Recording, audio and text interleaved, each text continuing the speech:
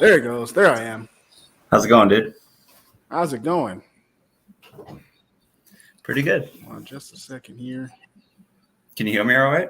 Why can't I? Give me 1 second, Mike.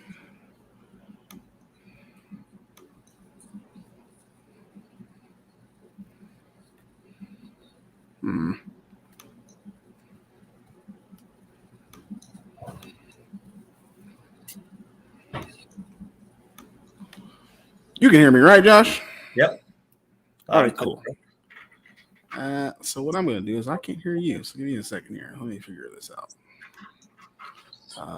Mike. Oh, that's probably what it is.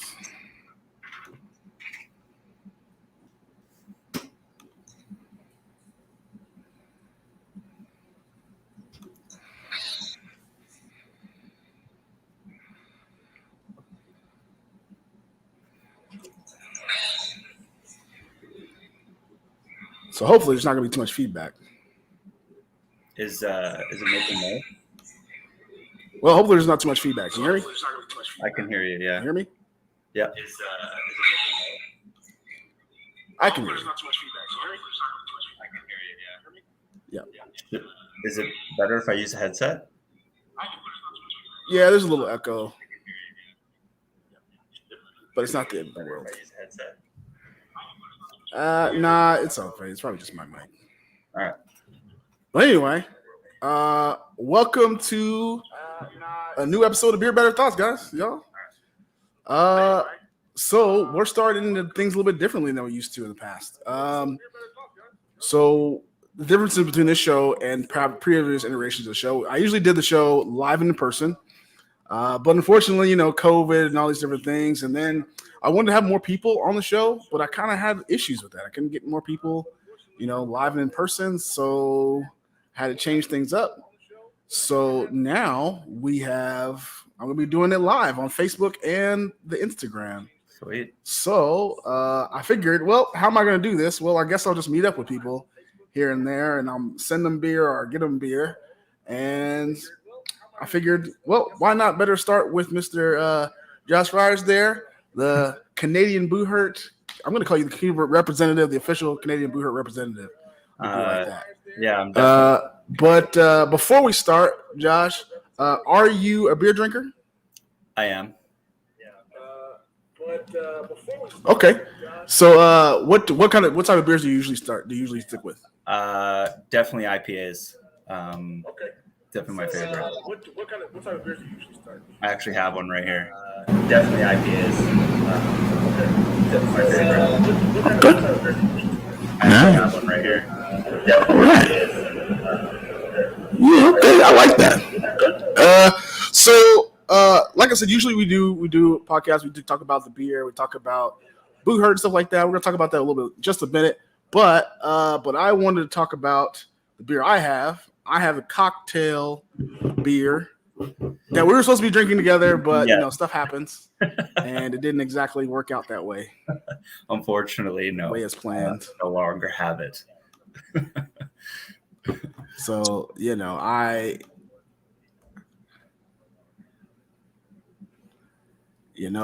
not even my fault. No, it's mine.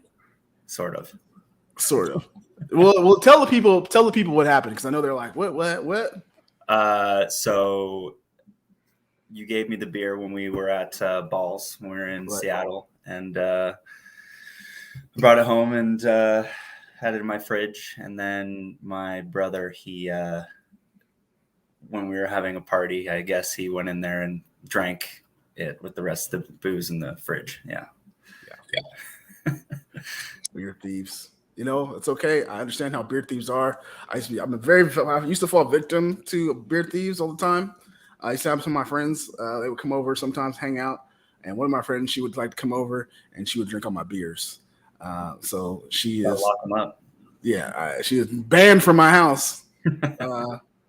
Christina, she ended up watching this. She knows who she is. She would steal my beers all the time.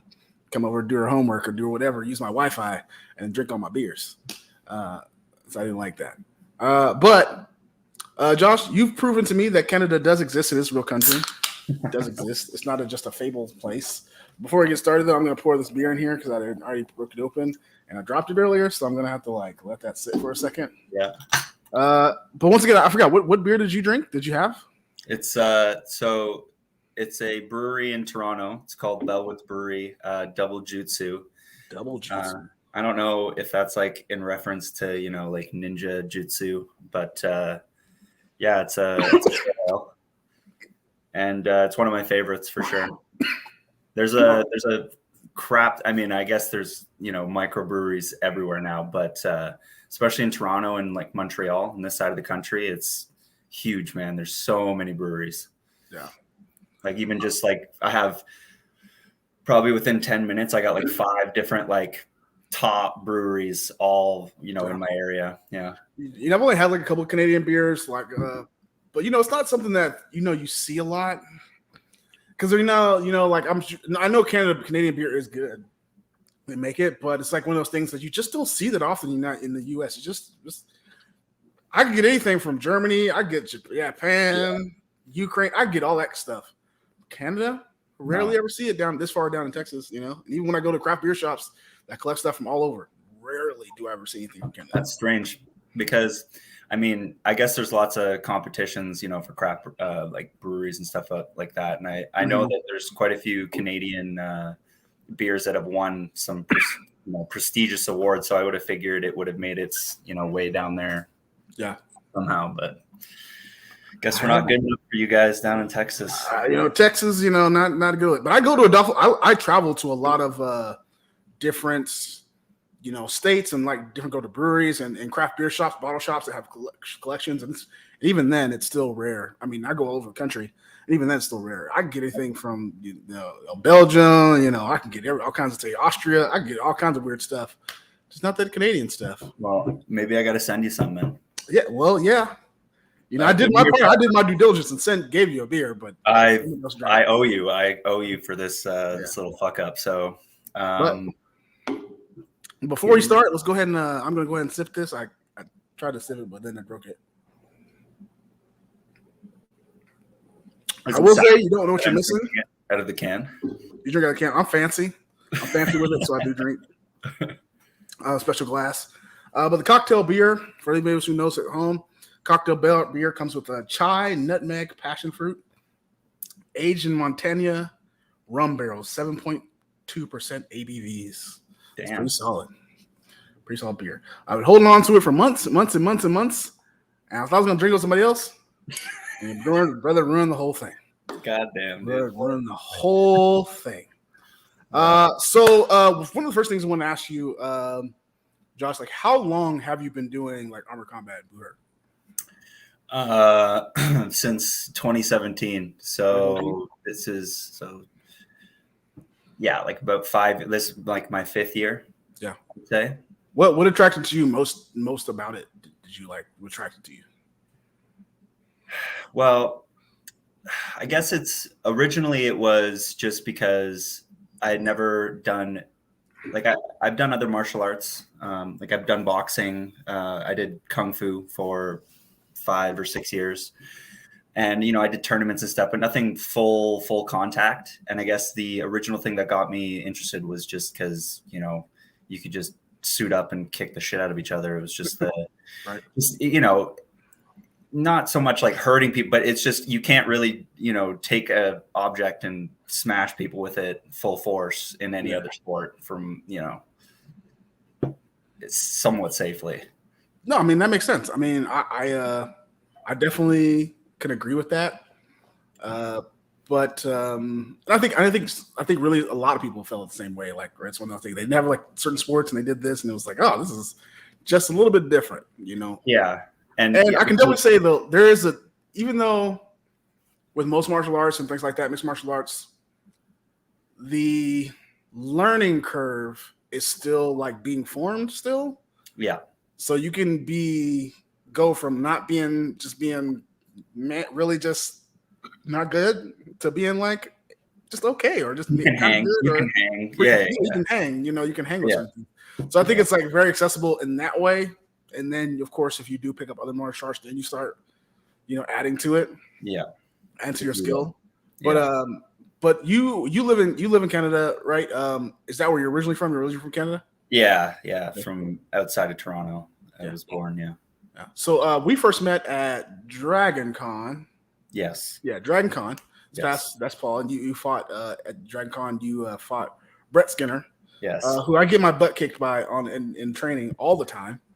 So, but he does every now and again, when we do like armor up, he does pull a couple punches here and there. So I'm kind of thankful for that.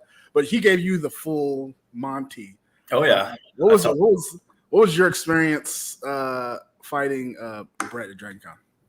Well, so before fighting Brett, COVID, I hadn't really fought since probably 2019. Right. Probably because I went to Russia. I went to Dynamo Cup, actually with Craig and Olin and those guys. Not fighting, but we fought in the 12s together. But that was the last time I fought. So the Brett fight was actually my first fight in almost like year and a half, maybe a little longer. And we're pretty good at wrestling here. We've definitely been upping our judo, but fighting him really made me understand like there's levels to the grappling in terms of pro fight grappling specifically. Brett will do that to you. A lot of the the suicide judo moves and stuff, that's not something we practice as much as more standard Buhurt stuff. So it was a nice little kick in the pants there on the grappling front for sure. I can agree. For anybody who's ever grappled Brett or people who are of that style, it's you can go for a ride sometimes, or you get really good at defending yourself real quick. Yeah. So it's just kind of one of those things. So you made your bet, came back at Garden Con, and then you did. And then we saw each other again, of course, at Craig's Balls Camp, which I actually really enjoyed. What was your big takeaways from Craig's camp? It was just it was good affirmation for us because we've really tried to, in the 2 years of COVID, the people that have kept training, some people didn't want to train, but we kind of kept it going when we were supposed to. We had pretty strict lockdowns here. I don't know for people listening, we're actually in a lockdown right now. Like nothing's really open. Yeah, I was going to ask you about that, but yeah, there's nothing open here. But we have our own training facility, so we get away with it. But Dragon Con was a good affirmation, or not Dragon Con, Balls was a good affirmation of we're doing sort of the right thing. I'm not saying we're doing, everything you guys were doing, but it's, a lot of the same. And then we learned a lot of good drills. So it was a good learning experience, and I'm going to spread the knowledge. Yeah. Me and Brett were talking about Craig's Balls Camp a couple of days ago. And we were talking about like just how it wasn't super intense, but it was a lot of sparring. You got plenty of sparring time in, a lot of like, a lot more time to break down stuff. And then you really had time to absorb it, ask questions, spar it, try it, and then sleep, rest, and then wake up and then try to put it into context again and then ask more questions. And you really just didn't have to think about anything. You had to think about work. You had to think about like all the other stuff. It was really just eat, sleep, and train like all day. So those camps were like really cool. Like I go to the winter camps all the time, and those are similar, but not necessarily the same because you leave, you kind of do your thing during the day, but really is like everyone's sleeping in the same space, everyone's eating in the same space, so it's all day. That's all day.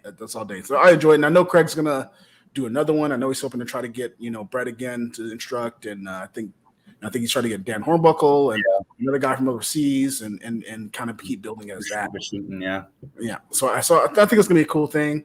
But you had mentioned before, like in Canada, you guys are on another lockdown. I know I read about that, and I heard I saw in the news that you guys are going to another lockdown, but you're kind of doing what you need to do. Well, I mean, it depends on where you live in the country. I guess some places aren't as strict, but definitely where I live in Ontario, it's the most populated part of the country, and they're taking it really seriously. I mean, I'm not going to get into the politics of it. There's a lot of bullshit going on like everywhere, but apparently it's supposed to be some of the restrictions are going to be ending within the next week. So that's good. Yeah, I think it's good. One of those things is like, this is United States where like another lockdown is just never going to happen. They're just like, No.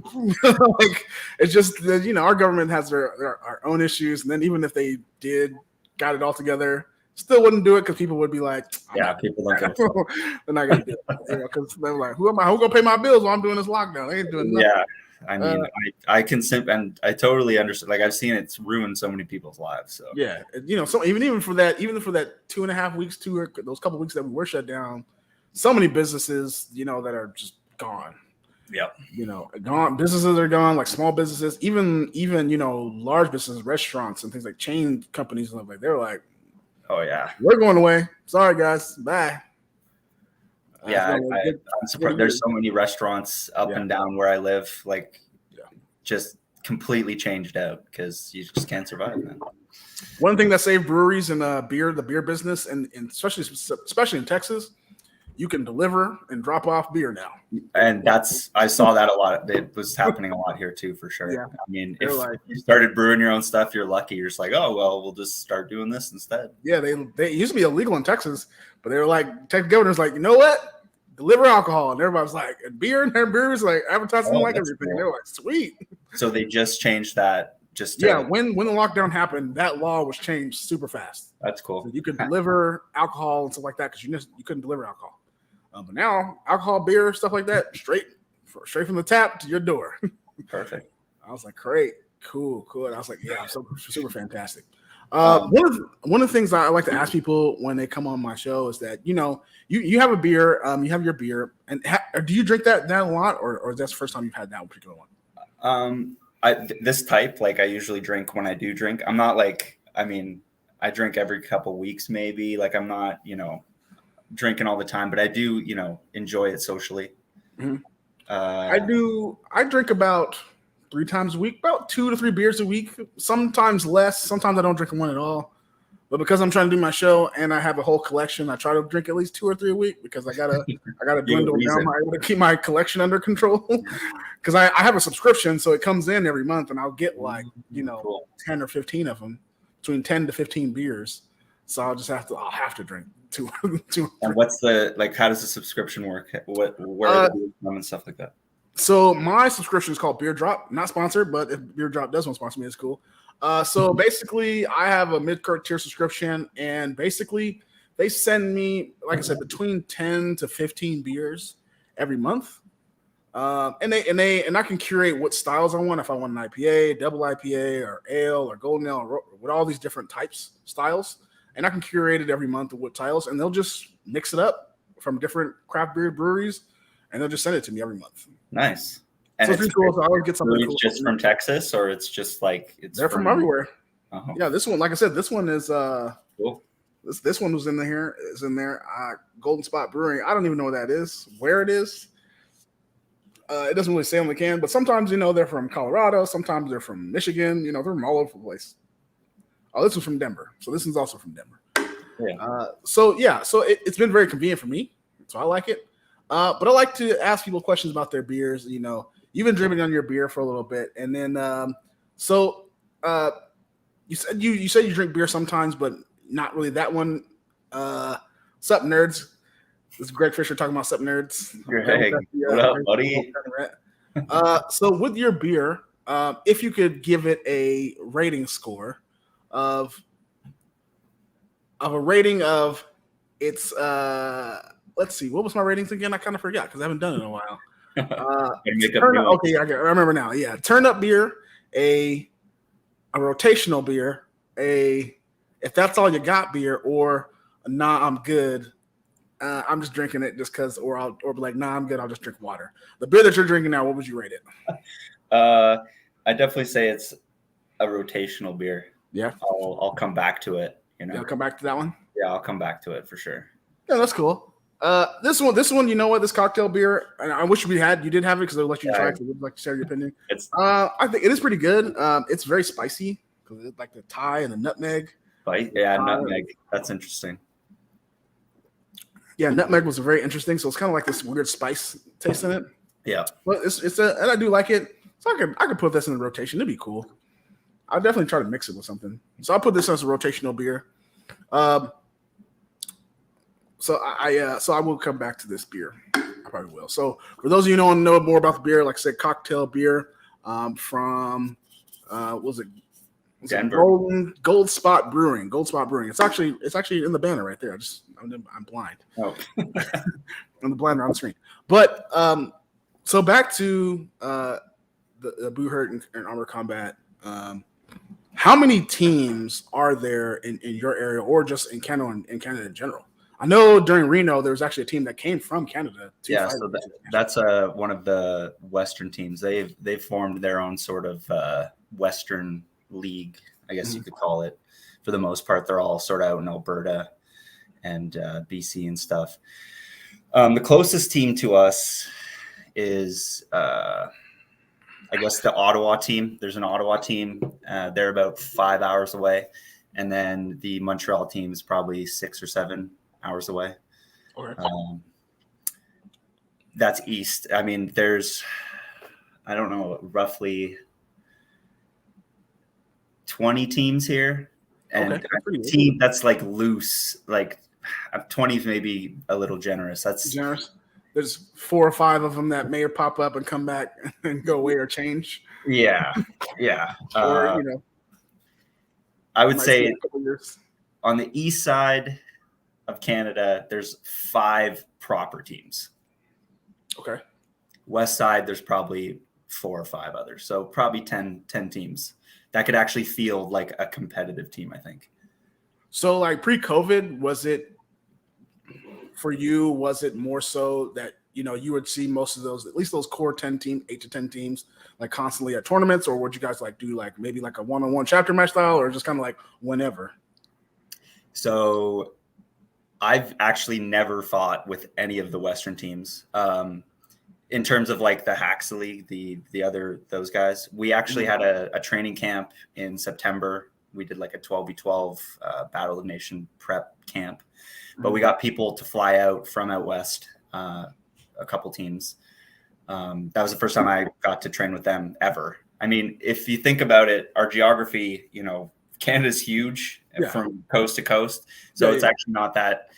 There's way closer American teams than there are, the Canadian teams on the other side of the country. Yeah.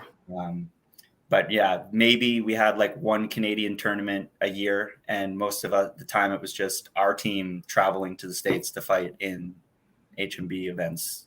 And there just happens to be another Canadian team there. It's no, never. It's just us. Like, oh wow, it's changing. Like, and that's why I want to say there's a lot of growth that's been happening during COVID somehow. But there are, I'd say, more teams now that would, travel. As you see, there's the team that showed up to Reno and stuff. So it's getting there. We got some stuff in the works. I have hope. I have hope to see that we'll be there. I know that there's going to be a Buhurt League crowned like a tournament sometime during the summer. I can't remember where it's going to be. I mean, it was supposed to be in like March, but I can't remember where it is now. But it's going to be hosted by one of the Canadian teams. I can't remember. Yeah, it's in Alberta. Yeah. I think it's called Knights Fall. We are planning on going to that. That's going to be our first event back. I mean, with who knows with COVID and shit, but I know it got moved to sometime in the summer. I'm hoping I can go to that. They're moving it after, because I think a lot of teams were like, man, that's like right before the IMCF qualifiers, and then we have Finland like probably like 2 months after that, and it's kind of it may sound, it's actually kind of expensive depending on where you live in the United States to go to Canada. Oh. So it's pretty expensive. I mean, flying in Canada, like it's flying out that far it's expensive just living in Canada. Like I just kind of glanced to see what the tickets were priced at, from Texas to where the closest airport to it was, and it was like $800 alone just for that. So I was like, oh man, then I got to check bags and then all that stuff, and I still got to get a hotel. So I was like, man, that's a lot. And then I have to turn around and buy a ticket to, to Finland, and, if I qualify and be ready to. So that was a little much. Oh, you guys aren't going to. you can't go to battle or whatever, right? Because of So qualifications. as far as the warlords are concerned, some of the individual warlords are going to go. Yeah. They kind of put it up to a team vote, and just because of the qualifications this year to get into HMB, and then some of that stuff we couldn't do, and then the timing of it, it really wasn't plausible because they literally put it the week before IMCF, and it just came up. We came up to like a team vote and kind of decided that, you know, since we have more people that can go to IMCF than we can HMB this year, yeah, we're just going to go to IMCF only, and then a couple of people are still going to do some singles and stuff like that, and then do some 12s and do some things for that. Yeah. But I think just this year, it just wasn't, just because that schedule they came out with, it just wasn't plausible. Yeah, you guys got a lot of stuff going on, like all in one go there for sure. Yeah, so it wasn't plausible. But I assume that you guys are gonna do battle race. You got the big giant, you got the poster in the background. Yeah, so you got to try to do. Yeah, that's our goal, is to hit that up. I mean, I was trying to figure out a way to do Romania and go to Finland, but Finland is fucking crazy, bro. It's great. East, like I went to Serbia. I went to the Serbian Battle of Nations, and it's so cheap out there. It's like, it's so nice just to, you pay the ticket, you're like, oh, that's a little, but then the Airbnb, we had a decent Airbnb. It was all so cheap. But I was looking at prices to Finland. It's like, I can't do both. I could, but I also want to do other traveling in the year, and they screw that up. So yeah, that's kind of how I was like. It's like, man, I can do it, but then I'm gonna have to be out of the country for 2 weeks straight. That's 2 weeks of PTO time. Oh, yeah, because I don't want to work while I work remote, but there's no way I'm gonna want to do work while I'm out there. No way I'm gonna want to do that. Absolutely. And then, you know, just like you said, it's expensive. I'm gonna have to use my entire budget, my whole yearly travel budget, just for that. Yeah, and I wouldn't be able to do. And then I'd be like, I'm not doing any tournaments after that after I come back because I have no time. I have no, unless we're driving somewhere. And and you know, that's the only time I would go. I might be able to go to the end of the year Reno, maybe, you know. So I didn't decide that, you know, our ACS National one. So, but yeah, so I feel you on that. I was like, you know, even for me, I'm not gonna do it. Budget wise, I'm like, I don't know what these people think we do for a living. I don't like, where does everybody? I think some people always ask me, like, do you guys get paid for these tournaments? No, there's no money. Absolutely not. Absolutely not. It's like, no, this is legitimately for honor, medals, and just like hanging out. That's like, I mean, don't get me wrong. Yes, it's a sport. Yes, it does take skill and all this other stuff. But you know, what I tell people is like, you know, you have to understand that 95% of martial arts don't get. Martial artists, no matter what it is, don't get paid. Oh, you don't get anything for it. Just the pure passion of it, right? Pure passion and the athletic challenge for it. So, seeing as there's you know, you're kind of there. So, I think I skipped over the fact that, you know, you are on a team in Canada. Yes. What's the name of your team? We are Scalagrams. Scalagrams. Okay. Yes. Roughly how many like members do you guys have roughly? Oh, let's go. Let's say consistently active over the last, even during COVID, that are still want to do it. Anything proceeding to that doesn't really count. I want to say 10. 10 people that can armor up, and I'm not taking those 10 to a tournament right now. They're definitely, like, I'm not saying, you know, they're ready to go and in shape, but we've had, you know, 10 core members still. I mean, there's other people that have hopped in, but they're not considered a core member yet, I guess you could say. Yeah. But no, Scalagrams, I think, but you know, I think 10 is still solid. I think 10 is still, that's more than some people have. For sure. And I mean, I know that people are going to show up again once, you know, stuff gets, you know, a little normalized. I know there's especially a lot of people on my team that are just totally super scared of what's going on. And I understand. I'm not calling anyone out. It's just, it's hit us a little. Yeah. I can feel it, but it's good. We still have nice focus practices. Everyone's getting better, so I can't complain. You know, I think when I first joined Warlord, and after the lockdown ended, and then we were having practice, we probably would usually get, like, after practice, it was probably about about a dozen or so, 10 to 12 people come regularly to practice. So we could run, 5v5s just over which and is over nice. again. That's nice. That's literally all we did for Yeah. months and months and months. That's sweet. Until people were like starting to get in that. Actually, you know what? Only that helps, honestly, because you get to spar constantly over and over and over again in kit. And we got to, you get my butt kicked by Brett and Brennan and some of these other guys that have just been around for a long time. But that gave me, more confidence to like get caught up. That's how you get better, man. Just get your better. ass. And then when I face other people after getting my butt kicked by them all the time, Like, face other people, I'm like, oh, this isn't that bad. It's not as bad as I thought it was going to be. So I think that those people that you have that are maybe aren't as fresh or as ready, maybe that's will be the solution for them. I know that your team, you have your team Scholograms. I know you guys are other than the tournament towards the end of the year. Are there any other tournaments that you guys or appearances that you guys are trying to make? We were going to try to go to the Arnold, but it's really hard right now to get. They're requiring, I think, 10 people to commit, like on your team, because they're doing a chapter match format or something. So you need 10 people, and I can't really get 10 people. Like I maybe could get 7, but even then, it's just I don't even think the Arnold Classic is going to happen. I don't want to knock on wood or whatever for people. I don't want to jinx it, but no, we're going to go to the one in Alberta, Battle of Nations. We're going to have our own qualifier / I'm pretty sure it's going to be a Buhurt League Challenger event in our neck of the woods in Montreal. That's also in March is the plan. It's going to be our qualifier, but we're going to allow American teams to come and just give that part of the country, something to work towards. I've been to Montreal once, so I can't remember. When I lived in Maryland, we went to Montreal. So I guess like the northeastern teams, like New York and all those people like that there, right? Yeah. Yeah, that'd be nice for them. They could go to that.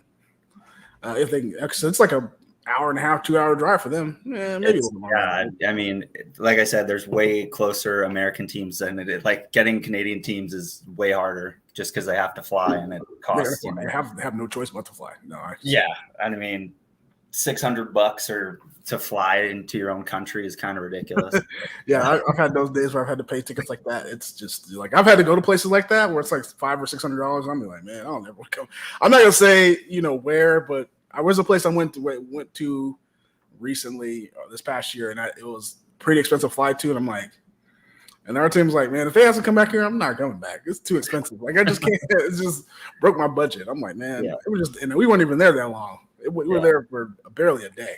Oh, that's the worst. Yeah. Like when you do that fly by night thing where you just come in for like one day and then you leave and you're like, oh, that's like there was one tournament we went to. It was one of like I think it was like the second or third tournament. It was like iTalk. It was in California. And we flew out there. And we're there for one day, and literally one day. We didn't sleep at the airport. We missed a flight. And you can't sleep in the airport. So we were up for like 32 hours. We still fought. And then we slept for 6 hours and then left immediately after. And it was just like, why did I do that? That cost me $600. And all I got was like some really shitty sleep and got the shit kicked out of me. Okay, we came third or something. It was all right. But then we just immediately were gone. It's like, oh, okay. I mean, it's a good story, but when you're doing it, it's like, what is this worth it? Yeah, it's a good story. It's like a life experience, but at the same time, you're kind of like, oh, man. Yeah. This is like, why am I doing this? Why am I doing this? What is in my life? But that's, but you learn experience. And no, you're wrong. That last tournament I went to, it was really nice. And it was cool. It was really run. But at the same time, I'm like, man, I'm not.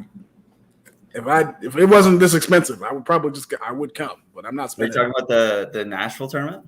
No. The Nashville tournament was fine. Actually, it was when I went out to a tournament out in Portland. And don't get me wrong, the tournament was cool. I had no problems with it. It was very fun. It was a good experience during that time. It was just insanely expensive. It was like for the fly out for that day, my ticket, even when I bought it a month ahead, it was like $500.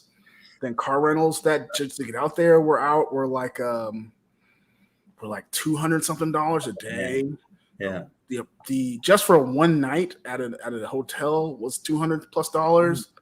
And I was like, one night. That's an expensive trip just to it was for one day. And I was just like, I got to figure something. I don't know if I have to fly into a different airport and drive down to make it, if it was 50% less than the count, half that cost, I'd be like, I would do it. But, I can get to a lot of different other tournaments for half the cost of that. And, oh, yeah. That's the outlier. That's pretty crazy.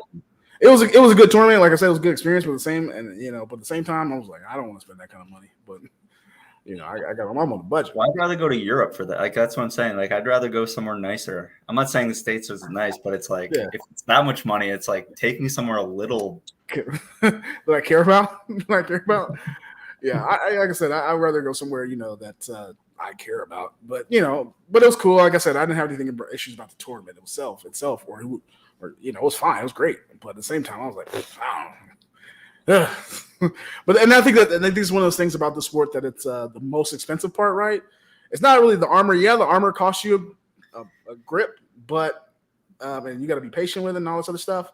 But it's really the traveling to tournaments that really 100%. I mean, if you're trying to take it seriously and you're trying to be a competitor, it's a lot of your money going towards just playing and carry the extra fees for baggage and Is that something you guys can, when you kind of recruit new people, is that something that you guys explain to like new people, say, hey, you think that armor is going to cost you, it's really this other stuff that's really going to I mean, it's the problem because you don't want to scare people.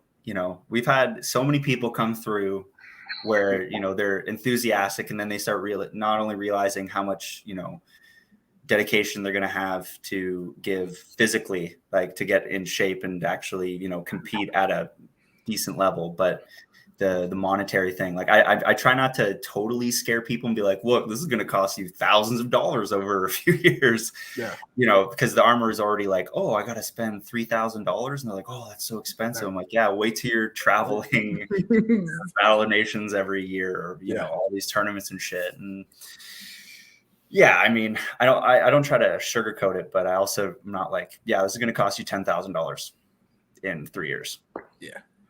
I don't even. The first year I did this, like the first 4 tournaments, I tried to calculate my first year, and I did like 4 tournaments. I like looked at the math of how much money I spent even for those 4, and I was like, yeah, that's a lot. And I'm like decided that what, I'm just gonna not think about it. I am gonna budget it, but I'm just not gonna think about it at all. Just gonna figure out what tournaments I'm going to, buy the tickets, and do our best kind of save costs where I can. And just not even enjoying yourself. It's like whatever. Who cares? Not going to reflect on how much I actually spent for it. Just pretend it didn't happen. Just pretend I just was kind of just a thing. And hopefully that my girlfriend will just not bring it up later. Like how much money I spent on doing this. Like not at all. But one of the things I want to ask you about too, though, is that you came down here to do pro fights. I know you've had some experience in the past doing pro fights. Are you just going to be? That was my first pro fight. Oh, that was your first pro fight? That was my first pro fight. I thought you had done more than that. I thought that you had done more. That was actually pretty good for at least for your first one. And then for your first one, you decided I don't know if you decided to fight better or like that was just picked for you or what. I don't know. I was just like, fuck it, I gotta see what's up. I wasn't going to be choosing. Like I hadn't had a fight in so long at all. So I was just like, fuck it. Let's go. I mean, that was still pretty good. I mean, it was pretty, it was pretty good. Yeah. I can't even really say anything. I mean, for fighting Brett, I always get curious. Like everyone who's newer or has experience or things like that, they always want to challenge Brett. Like, you know what? I'm going to fight Brett. Why do people want to keep, like you fought him for your first one, Dan Hornbuckle fought him for his first one. Spencer, aka Sudogoshiga, for his first one, he was like first one, official one, he wouldn't fight Brett. So I'm like, all these people want to come in and fight Brett. They're gonna get your butt kicked by Brett. Maybe we'll start like a little bit, someone else, like a little bit more. That wasn't. I didn't choose. Like Lawrence gave me that fight because he knows I have experience, and then I'm all right. I'm pretty good. Yeah. So I guess he just wanted to, a decent matchup. probably just wanted to feed you the Brett. It's like, yeah, well, I'm feeding Brett, feeding Brett some more challengers. But if I tell people, like, oh, I'm not fighting, I'm not fighting them anytime soon. I get my butt kicked, but I'm in pro fight training already. It's enough. I won't fight him again. I'm a year or two away from that. So before I want to fight him myself. Yeah. So, but then that's good. But like I said, do you want to? Are you looking forward to more pro fights, or are you just kind of? Oh yeah. I'm definitely putting a major focus on pro fights going into this year. I do want to come down to one of your guys' cards when you guys put on the pro fight cards again. I mean, yeah, we're doing that here. I think they haven't announced the official dates, but I think I know kind of generally what they are. But yeah, you're more than welcome to come. There's plenty of people, plenty of heavyweights to fight. Yep. Yeah, plenty of them. You gonna fight me? I'm there. How much do you weigh? Brennan. I want to fight at 209, but you want to fight at 209? Yeah, if you want to fight at 209, there's still plenty of people to just fight super heavyweights is what they were kind of telling me. So I'm probably just gonna not cut again and just That was pretty rough. Like cutting for that fight, I cut down from like 225, maybe 226 down to 209. Yeah, and I've never really cut for anything before. Yeah. Not like, trying to, but maybe I won't do that anymore, and I'll just fight bigger boys, whatever. I tried to cut down. I think I cut from like the 240s, and like the lowest I got was like 231, and I think I was around that when I fought Johnny, and I was like, man, I don't know if I was supposed to cut down even more, and I was like, I can't. I don't have the discipline to do that, so I just decided to. But then at the same time, it sucks because I am a super heavyweight, so I'm like, I got to fight people who are 6'6" and like they're a 260 pounder boy. 260. So that sucks. But I kind of just do what it is. I kind of fight pro fights, so we'll see. But yeah, there's still plenty of people. There's more than a handful of people who are in the weight class, to fight. Plenty at Warlord. And I know that I think so. I think it'd be good no matter who you end up fighting in our weight class. Plenty of people to fight. I'm sure will fight you. They have a good time and learn something from it. Prior to pro fights, did you ever do any any singles before that, like any duels categories or anything, or are you just sticking straight Buhurt? No, just straight pro fights. I mean, I have a few good. There's a few good pro fighters here.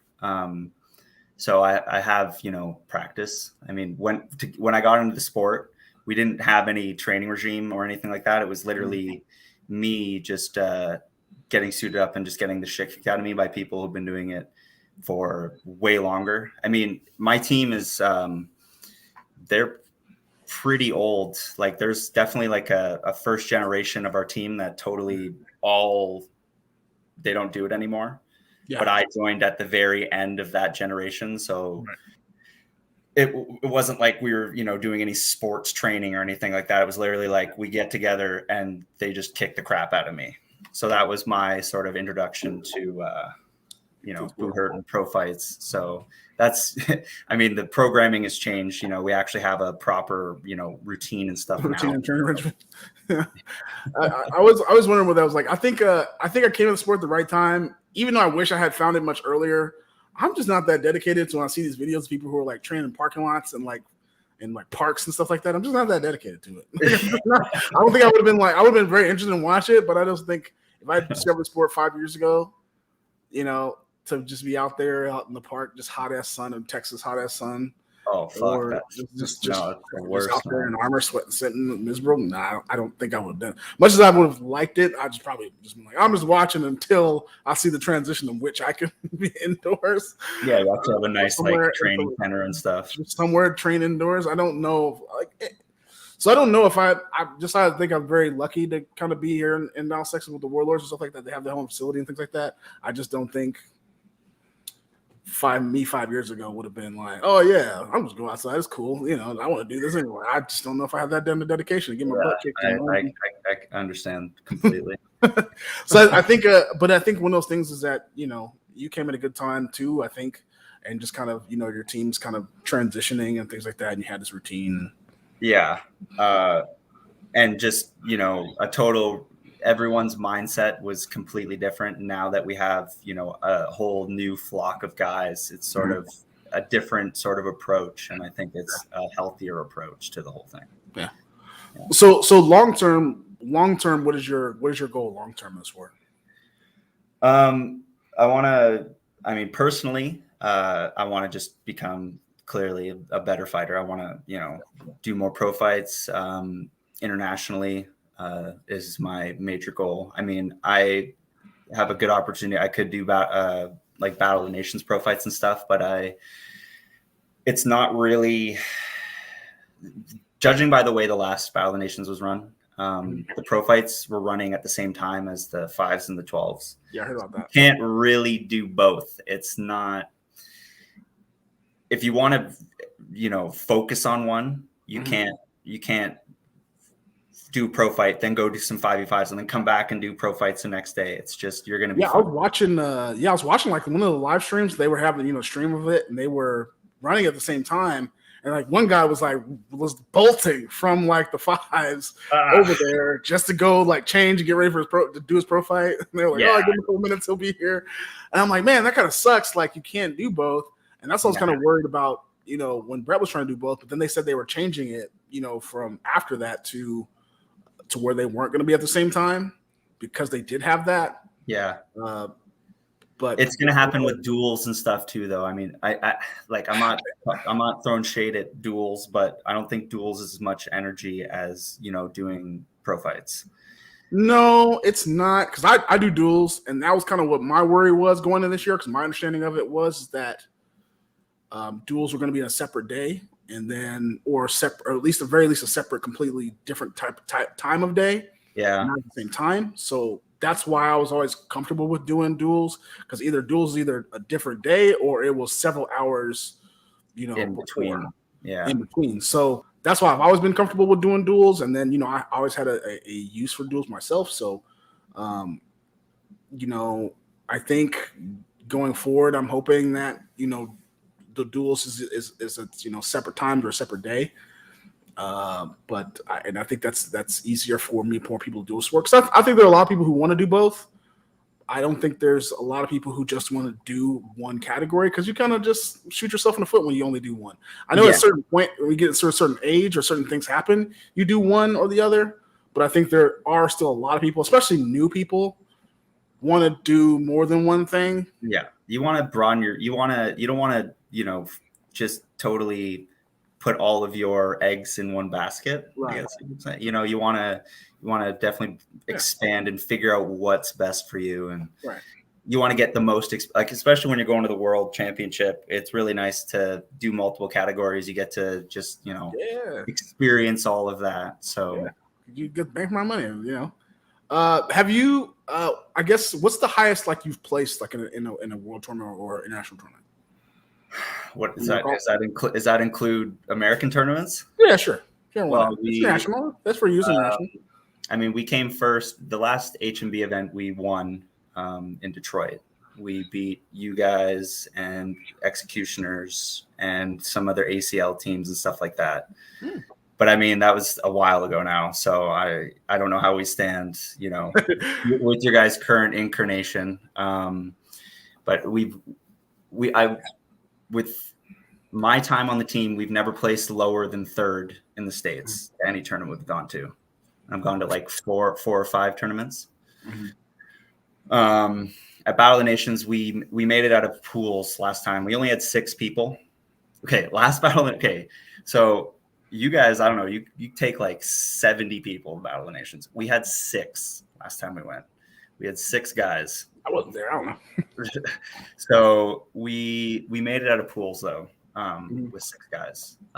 But then we lost in the first round. So, we did all right. Yeah. We didn't, you make it to the night fights, like at nighttime. So it's kind of epic, I guess. Yeah. But I'm excited to see an international tournament like. So I'm hoping I get there one day. I'll get to an international and see what that's like. We're not gonna do Biden this year, but maybe next year or whatever whenever. It's every 2 years or whatever. Yeah, Well, this was the makeup year, so it's allegedly it's supposed to still happen the regular schedule, but you never know with these things. Who fuck? Yeah, We right. don't know if this one's going to even happen. No one knows. So, but going back to what you were saying, though, you're like personally, I want to keep pro fighting. I was gonna say that I want to focus on melees this year at Battle Nations. I'm not going to do pro fights. I've decided. I'm going to fight it again at Dragon Con for sure. But in terms of my country's development, I'm really, trying. I'm going to start traveling as well and doing little seminars and teaching some of the smaller teams. I just want the sport to continue to grow in the country so that we have a strong. My goal is to have like a strong 30s team. Not at this bat. We're going to have a good 12s team this year. I think we're going to have a really good 12s team, but 30s is the next Battle of Nations. That's my goal for our country to like field a strong decent 30s team. That was, my goal for the country, I guess you could say. That's an interesting question though. If we had a US 30s teams, what would be a good one? I can't even think about what it would be. I guess. What, your top teams? Yeah, but even then, I don't know if we do decent at like 10s and 5s and 12s. We do pretty decent at that, but 30s. Your 12s team did legit at the last. You guys beat Ukraine. That was awesome. I remember watching that. It was pretty sweet. I wonder what it. But I think the 12s team now would be dramatically different for the most part. Now than it was than the last time for sure. Yeah, definitely. So I wonder what if interesting to that's an interesting thought to think about. You're allowed to have like 18 people. So you can dramatically definitely have your top. You could have your top 3 5s teams, and then handpick some more people. Yeah. No, your guys' 12 team is going to be nasty. I'm not. Yeah, that's I had done my first 12s tournament. When we did Carnage last year, and it was like craziness, just crazy. I'm like, what to think about what 30s is like, and it was like when 12s was just like everything is happening super fast. It is like a football. It's more like a football game than anything I've ever been in the 12s. Like it's more like it because it's just different things are happening. You need to know what you're doing. You need to know what you're replacing, and it's just people coming at you. Another person coming at you. I love it. I love the chaos of it. Yeah, it's so chaotic. 5 is like a controlled thing. You can see everything. You know what you can communicate. But 12 is like it's a whole different thing. And I can't even imagine what 30. Well, the only experience I have in 30s is in Russia against like Burn, like the top, and they're all they have like 18 halberds. That's just not. Yeah. That's not fun. Like you're going there. You go in there with your sword and board, or your sword and my sword and axe, or shield and axe, and you're just absolutely getting pounded by like 8-foot halberds. It's like if I do that, I'm going to have a shield. I'm having a shield. I'm not going into something like that without a shield.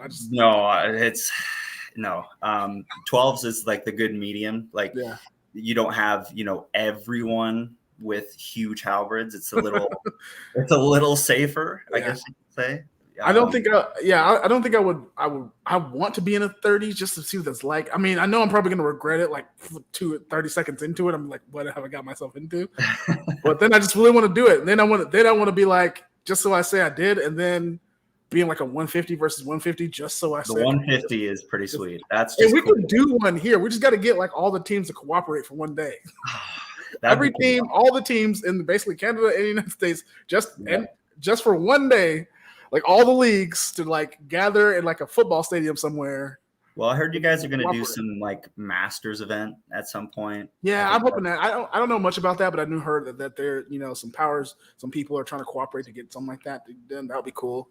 But but I would love to see like in the US. There should be enough, just barely. You guys got enough. Like there's a lot of and then there's like a team that'll I'll hear of a new team that I've never heard before. I'm like, oh, okay, just got another new group of guys. I mean, you definitely have a good spread of people. Yeah, you literally just divide the entire North America into like right and then left, and then just put them on, and then boom.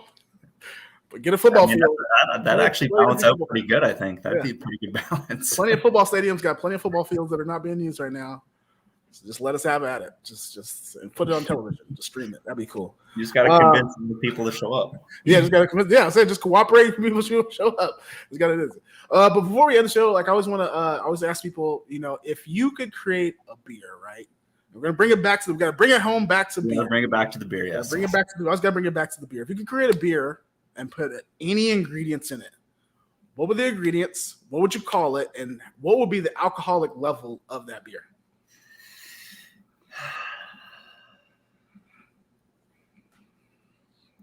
I like sour IPAs. I would say it could be any ingredient in the world. It doesn't have to be strictly like a beer ingredient. You can literally put anything. I'm not like crazy. I don't like anything sugary or anything like that. I don't know. It's hard. It's hard. Like, what makes a sour IPA sour? I'd say like around 7 or 8% would be the alcohol content, and it would definitely be what's a double IPA? What percentage is that? They're usually about the same, like 7, 6, 7. Yeah. So it'd probably be a sour double IPA. Nothing too crazy. Like, I guess is it lemon that makes it sour? I never really look at the ingredients when I'm drinking it too. No. Okay. What would I call it? Yeah, what would you call it? Jeez.